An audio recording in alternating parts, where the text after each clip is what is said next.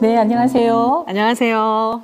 경기도의회 지미연 의원님, 네, 국민의힘 용인 제6선거구 보건복지위원회 우리 인터뷰를 시작하도록 하겠습니다. 반갑습니다. 네, 첫 번째 질문을 드리겠습니다.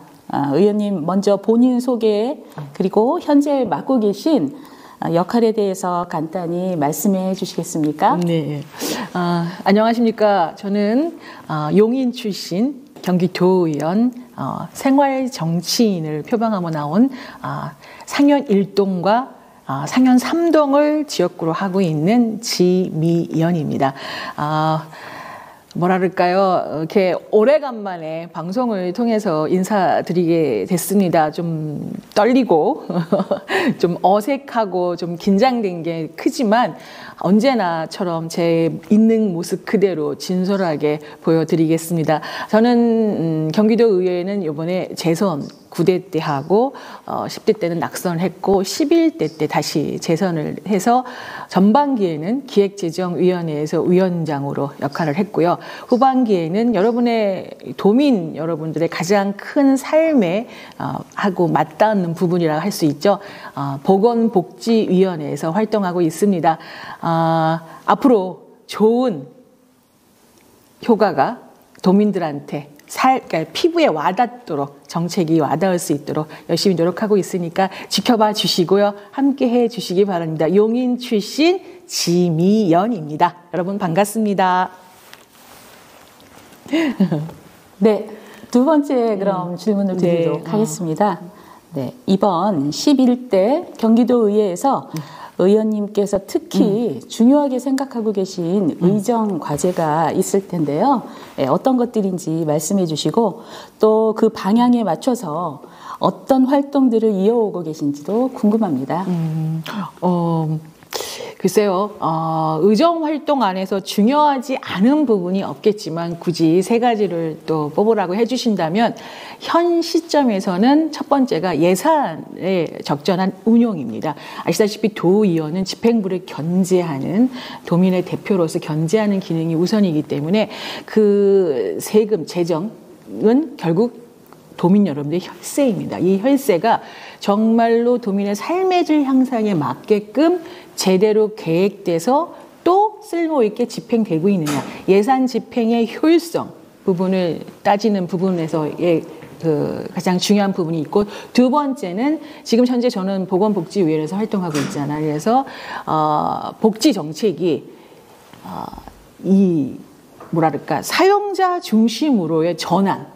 그동안은 어떠한 시설을 공급자 중심이었다면 이제는 그거를 이용하는 도민의 눈높이에 맞는 그러한 정책으로의 전환이 필요하다 보고 있고요. 그다음에 세 번째는 이 의회의 교섭단체 역할이 지금 많이 법적으로 인정을 받았기 때문에 그 역할이 크기 때문에 의회에서의 교섭단체의 그 대표성이 가지고 있는 리더십이 아무래도 각 상임위의 활동이라든지 예산, 결산, 운동, 부분이라든지 모든 정책 기조에 있어서 역할이 되게 그 영향력을 미치는 게 크기 때문에 그 부분도 제가 많이 살펴보고 있는 부분 중에 하나라고 말씀드리겠습니다. 네.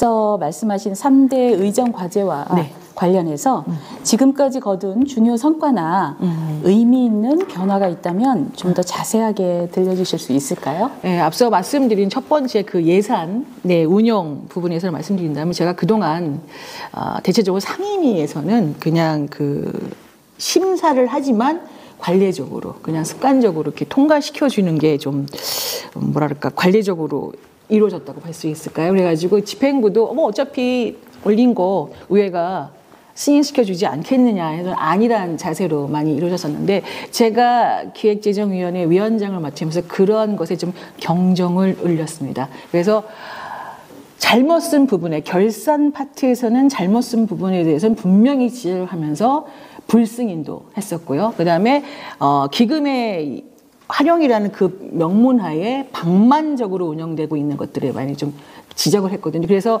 아무래도 그 가부 동수인 구조였기 때문에 이 상임위 안에서 파행도 있었죠. 하지만 그런 거를 두려워하지 않았습니다. 왜? 관례적으로 뭐든 그렇게 해왔기 때문에 해야 한다? 이건 아니죠. 왜? 10대 이후에는 여러분들 잘 아시다시피 이재명 전 지사 시절에는 이건 뭐 야당이 존재하지 않았어요. 거의 다 집행부였기 때문에 집행부의 눈치를 봐고 왔기 때문에 그 4년 동안은 이 집행부를 견제해야 한다는 민주주의의 대의 명분이 좀 사라졌다랄까? 잠시 그 힘을 발휘하지 못했기 때문에 그런 거에서 오는 것들, 너무 전제적인 집행부가 강했기 때문에 의원들이 도지사의 눈치를 본다 해야 되나? 저는 그런 부분도 일정 부분 있다고 보여지거든요. 그래서 분명히 반대해야 하고 분명히 목소리를 내야 되는 부분에 있어서 보이지 않는 힘에 의해서 의회가 제 기능을 좀 부족했다라고 보는 게 있었기 때문에 저는 그런 것을 좀 타파하고 싶었습니다. 그래서 제가 운영하면서 그런 거, 파행되는 거를 두어야지 않고 정말로 도민의 뜻이 뭐고 의회의 역할이 뭔지를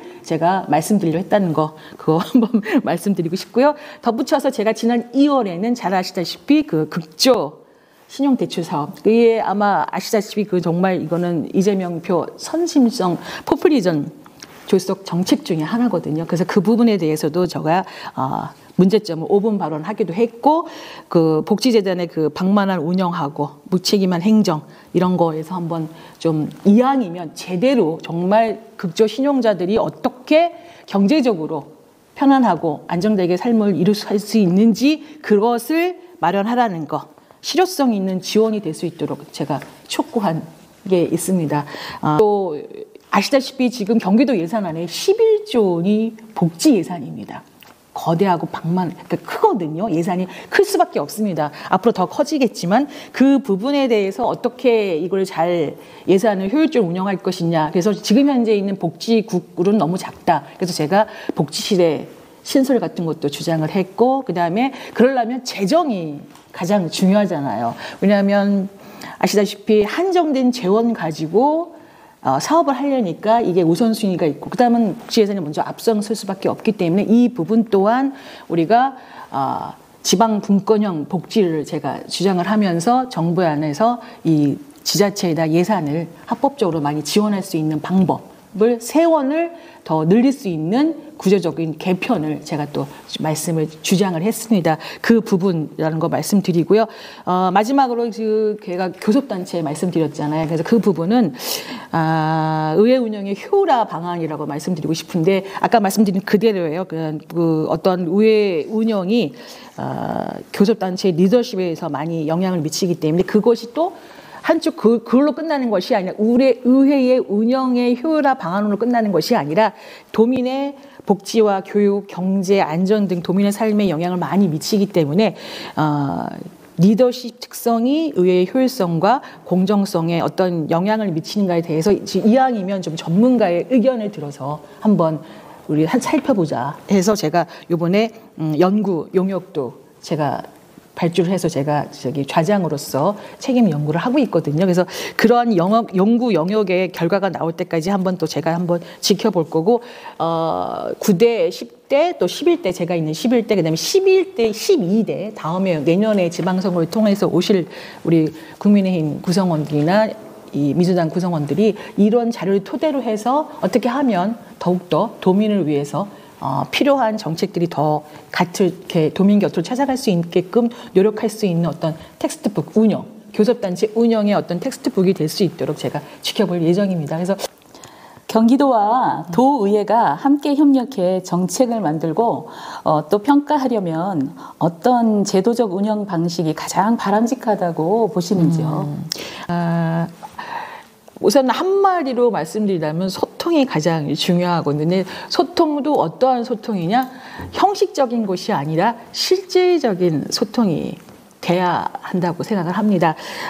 그 실질적인 소통을 하려면 아무래도 양 기관, 의회와 집행부가 어떠한 협의체 등을 구성하고 그 협의를 통해서 그 논제가 충분히 서로 상호 토론을 해서 논의가 이루어질 필요성이 있다고 하기 때문이라고 생각합니다. 그래서 그런 점에서는 현재 의회하고 도청하고 경기도 교육청이 구성한 여회정 협의체가 그 롤 모델이 될 수 있다고 생각하는데요.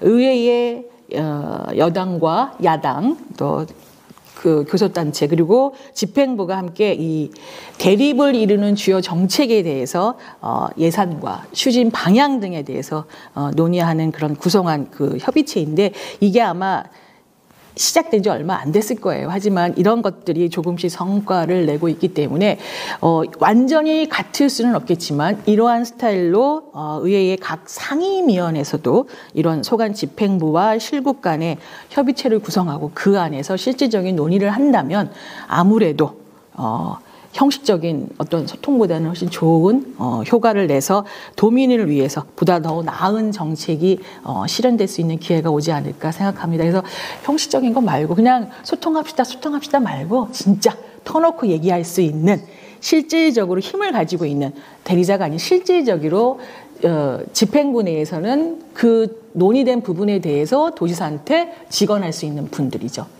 나오고 의회는 마찬가지로 약속된 부분은 지킬 수 있게끔 하는 부분 그러한 소통이 더 원만하게 이루어지는 게 필요하지 않을까 그렇게 생각합니다. 네.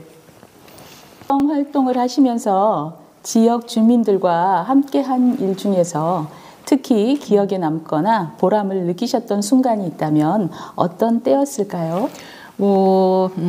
여러 가지가 있겠습니다. 우선은 제가 용인시의원도 했었기 때문에 한 말씀 드린다 그러면 그 당시에 상현 공원이 있었어요. 거기 공원 안에 주민들께서는 그 인근에 상가들도 있고 하기 때문에 주차장의 필요성이 있었는데 이 한 공간이 부지가 안 나오는 거예요. 그래서 공원화가 된다고 하니까 주민들께서 의견을 주셨어요. 공원에 지하 주차장을 한번 만들어 보거라. 근데 이게 그 당시만 해도 예산이 참 많이 소요가 됐습니다. 지금은 그 당시만 해도 샘플이 서울에 있는 것도 많다 이거였거든요. 그래서 근데 많은 반대가 있는 거예요.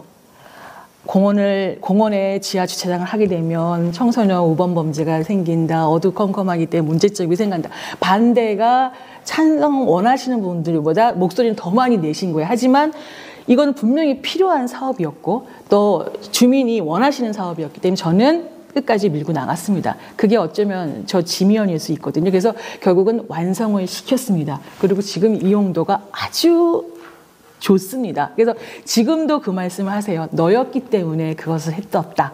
그 말씀을 주실 때 가장 뿌듯했고 가장 최근에는 저희 지역구는 아시다시피 좀 젊은 친구들이 계셔서 학부모를 둔 분들이 많이 계십니다. 그 중에 얘가 그 교통 안전에 대한 거가 많이 중요하겠다 보니까 학교 앞에 이 횡단보도가 있는데도 이게 요즘 동시 신호가 되면 서로 대각선으로 이렇게 움직일 수가 있잖아요. 근데 그 대각선 신호가 그 표시가 되어 있지 않다 보니까 이게 너무 위험한 거예요. 그러니까는 신호를 지킨다고 말을 할 수 있는데도 분명은 선이 아닌 곳을 아이들이 이렇게 건너야 되기 때문에 또 불안한 위험이 있잖아요. 그래서 학생들 스스로가 이런 것 좀 한번 우리 심으로 하겠다 해가지고 본인들이 건의안을 만들기 위한 서명 운동을 시작을 했어요. 그래서 너무 얼마나 이쁘고 대견합니까? 그래서 같이 나가서 아침에 아이들과 함께 서명도 받고 그래서 학생들을 그걸 가지고 경찰서로 가서 왜냐하면 횡단보도이기 때문에 경찰서하고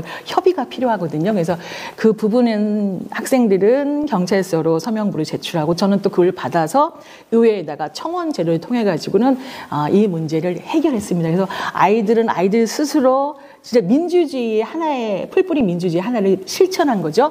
우리가 우리 힘으로 우리 주변의 일을 이렇게 고치고 이렇게 개선해 나간다는 거. 거기 안에서 아이들도 이제 어떠한 교육이 됐고 성취감도 느끼고 있고 저 또한 그런 아이들한테 학생들한테 제가 어떠한 기회를 열어줄 수 있는 장을 열었다는 것도 뿌듯하고요. 지금은 학생, 교사, 학부모 모두가 만족스럽게 잘 다니고 계십니다. 그래서 저는 이거를 통해 제가 느낄 수 있는 것은 정치라는 게 너무 크게 보고 있는 것은 아닌가. 그게 아니라 우리 주변에 불편한 것을 살피고 그다음에 일상에서 이렇게 변화를 이끌어내는 게 우리 도의원의 역할이 아니겠나 해서 그런 면에서 제가 아까 말씀드린 그대로 생활 정치인으로서의 역할을 하고 있고 그거 안에서 제가 많은 보람을 느끼고 있다고 그냥 말씀드리고 싶습니다. 네. 여성과 청년의 정치 리더십 확대라는 부분도 요즘 많이 주목받고 있는데요. 의원님께서는 이와 관련해 어떤 구체적인 방안을 고민하고 계시는지 또 도민과 용인 시민께 전하고 싶은 메시지가 있다면 함께 말씀해 주시기 바랍니다. 지금은 예전보다는 많이 나아졌다고 여성이나 젊은 분들의 정치 참여가 나아졌다고 말씀하시지만 그래도 여전히 좀 어렵습니다. 보이지 않는 유리벽 같이 이 견고한 유리벽처럼 있는 것 같아가지고 접근하기도 어렵고 하지만 또 뭐 젊은 사람들이 뭘 아냐 뭐 이렇게 말씀하시는 분들도 아직 좀 계세요. 하지만 이런 문제를 뛰어넘기 위해서는 현재 활동하고 있는 여성인이나 젊으신 분들이 변화를 보여주고 잘 맡겼구나. 그리고 성과를 낼 때 이러한 것을 극복될 수 있지 않겠는가 이런 생각을 합니다. 그래서 뭐 당사자들이 해야 할 부분도 없잖아 있지만 당에서 제도에서도 이런 것을 많이 개선해야 되는데 예를 들어서 뭐 선거에 임박해서 뭐 보여주기 식으로 뭐 인재 영입 뭐 이렇게 하는 것보다는 평상시에 정말 꾸준히 지켜보면서 참신한 여성과 참신한 젊은 신인들을 많이 발견해서 뭐 정치 아카데미를 연다거나 해가지고는 계속 이렇게 나아가는 것이 좋겠다 생각하고요. 무엇보다는 아까 말씀 그대로예요. 현재 하고 있는 여성과 젊은 정치인들이 보다 더 적극적으로 해서 어필을 해서 그러니까 일을 잘 해내고 성과를 내서 도민들로부터 역시 잘 맡겼구나. 그 말이 나오게끔 일한다는 거. 그래서 저 또한 도민 여러분들부터 지미연이 이렇게 뽑아놓고 나니까 잘하네.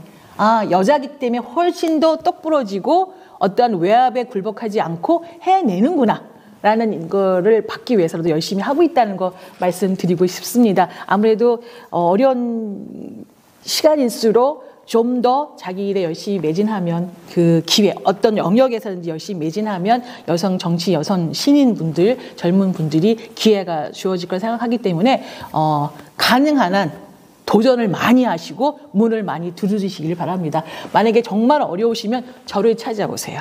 경기도의 918호가 지미연이 사무실입니다. 정치 초년생으로서 저 이거 하고 싶은데 이 길이 어렵습니다. 이걸 어떻게 나가야 할까요? 라고 궁금한 점이 있으시면 찾아오시면 제가 선배로서 여러분께 많은 조언, 글쎄 뭐 그렇게 풍부한 조언이 될까 싶지만 그래도 제가 먼저 걸어왔던 길이기 때문에 여러분께 많은 말씀을 해드릴 수 있지 않을까 생각합니다. 그래서 낯설고 어렵고 힘들다고 생각할수록 더 문을 두드리라고 했으니까 두드려 주시기 바랍니다. 네. 네. 경기도민들께 전하고 싶은 말씀으로 마무리를 해주시면 좋겠습니다. 저는 정치라는 것이 어쩌보면 가장 밀접한데도 괜히 이렇게 멀리 있는 것 같이 보시는 분들이 계시는데요. 일상생활에서 늘 도민의 의견을 귀담아 듣고 그다음에 진정성을 듣고 발로 뛰는 것. 이것이 정치인의 가장 기본적인 자세가 아닌가 싶습니다. 그리고 정치는 멀리 있는 것이 아니라 도민 여러분과의 생활과 가장 밀접한 것이기 때문에 정치인의 한 걸음과 한 발언, 한마디 한마디가 이 도민의 삶에 얼마나 큰 영향을 미치는가를 제가 좀 알고 있습니다. 그래서 그렇기 때문에 도민 여러분의 목소리 어느 하나라도 놓치지 않고 들으려고 애쓰고 있다는 거 말씀드리고 싶습니다. 그리고 가장 중요한 것 중에 하나가 역시 도민을 떠나서는 존재할 수가 없기 때문에 도민 곁에서 도민의 삶을 지키는 따뜻한 정치를 실천하고 있다고 말씀드리고 싶습니다. 저는 미래형으로 말씀드리지 않습니다. 왜? 제가 그렇게 하고 있습니다. 이것이 정치인의 자세가 아닌가 싶습니다. 마음 놓고 하겠다는 것이 아니라 그렇게 저는 하고 있습니다. 그래서 도민 여러분의 삶에 불편함은 줄이고 희망은 더하는 그러한 정치가 될 수 있도록 열심히 하고 있습니다. 여러분 용인 출신 수지구 상현 농의 지미연 많이 기억해 주시고요. 여자이기 때문에 더 강한 면이 있습니다. 더 꼼꼼하고 더 세밀합니다. 그렇기 때문에 여러분들 지켜봐 주시고 많은 응원 부탁드리겠습니다. 여러분 화이팅입니다.